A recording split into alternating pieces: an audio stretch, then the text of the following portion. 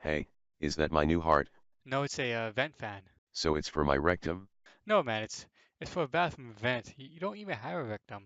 How do you know? Did you look up my skirt and take a peek? Are you my doctor and did a prostate exam?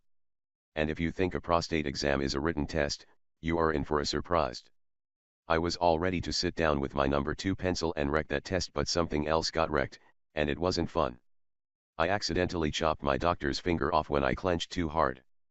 Being made out of metal would do that. That doesn't make any sense. When does anything I say or do make sense?